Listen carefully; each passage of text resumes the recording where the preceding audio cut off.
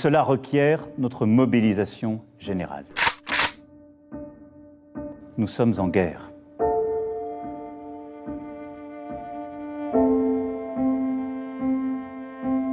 Les masques sont inutiles si vous n'êtes pas malade, si vous n'avez pas été personne contact proche de personnes malades. J'insiste, l'usage du masque en population générale n'est pas recommandé et n'est pas utile.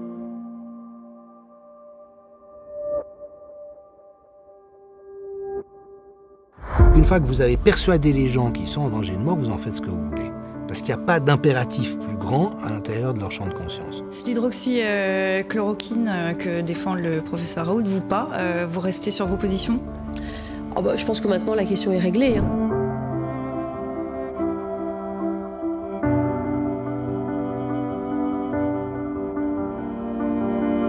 Il y a une incohérence et des contradictions, mais continues, au niveau politique et au niveau scientifique. Et ça, c'était aussi pour moi un grand scandale de manipulation du public, de leur faire croire que c'était un produit dangereux alors que c'était un produit qui pouvait les sauver à plus de 95%. Le rapport du Sénat français sur H1N1 en 2010 dit un des principaux dysfonctionnements, c'est qu'on a déformé les données de A à Z. Donc c'est un rebelote.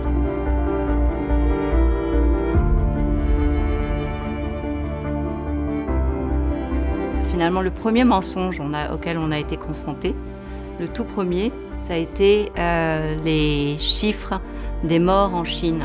C'est n'importe quoi. Tout ça pour faire peur aux gens, pour leur dire restez chez vous, lorsque vous allez au boulot, mettez un masque et attendez gentiment qu'on vous donne un vaccin pour vous sauver.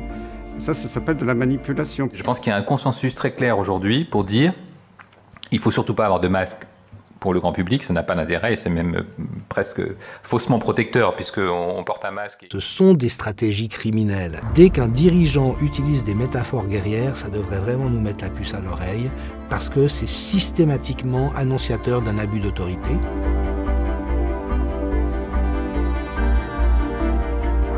Le monde médical et scientifique a perdu une certaine crédibilité parce que ce débat est clôturé. Aujourd'hui qu'il n'y a plus de mortalité, on parle des cas, mais des cas, c'est pas des gens malades. Une épidémie sans malade, ça n'existe pas, ou en tout cas c'est un scoop, c'est une nouveauté.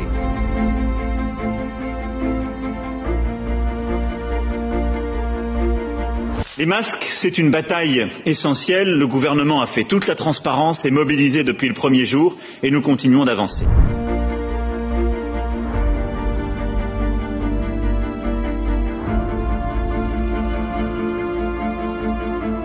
Justement à ces contrats d'apprentissage et d'alternance.